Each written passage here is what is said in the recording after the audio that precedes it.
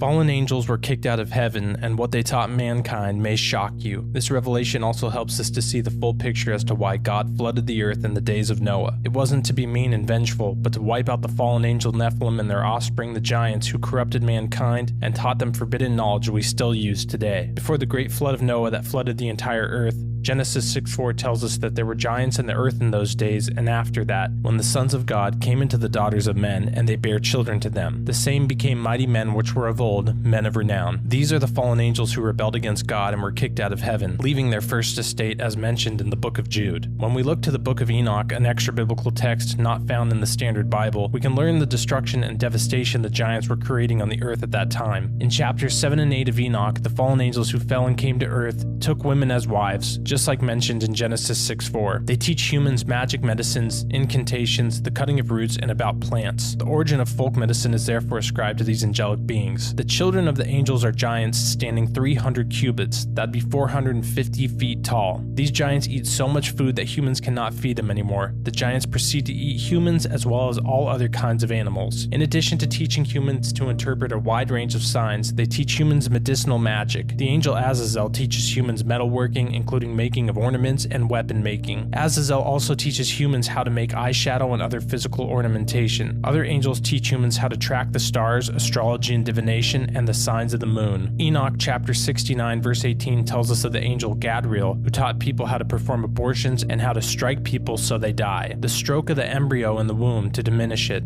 the stroke of the spirit by the bite of the serpent, and the stroke which is given in the midday, the offspring of the serpent, the name of which is Tebet. These angels are responsible for teaching humans all sorts of sinful practices. Humanity fell through Adam and Eve's sin in the Garden of Eden, but once the fallen angels came to the earth and taught humans even more evil, their sins completely overtook them. Genesis 6:4 tells us this fact. Then the Lord saw that the wickedness of man was great in the earth, and that every intent of the thoughts of his heart was only evil continually. The reason for God flooding the earth was to cleanse the earth of the fallen angels, their offspring the giants, and the evil forbidden knowledge that they taught mankind that had overtaken the earth. We understand this further because God says why he chose Noah and his family to survive the flood. He says because Noah was pure in his generations, meaning he had no one in his bloodline who corrupted themselves with mating with fallen angels. Genesis 6:9. This is the genealogy of Noah. Noah was a just man, perfect in his generations. Noah walked with God. Some Bible teachers may say this verse says Noah was sinless, and that's why God chose him, but as soon as Noah and his family made it to dry ground, Noah sinned with drunkenness and lewdness. And of course, as we know, all have sinned and fallen short of the glory of God. That's why Jesus came, to be the sacrifice to wipe our sins away, because all human beings have sinned and fallen short. Again, God mentioning in Genesis 6:9 the genealogy of Noah and perfect in his generations has nothing to do with sin and everything to do with his bloodline.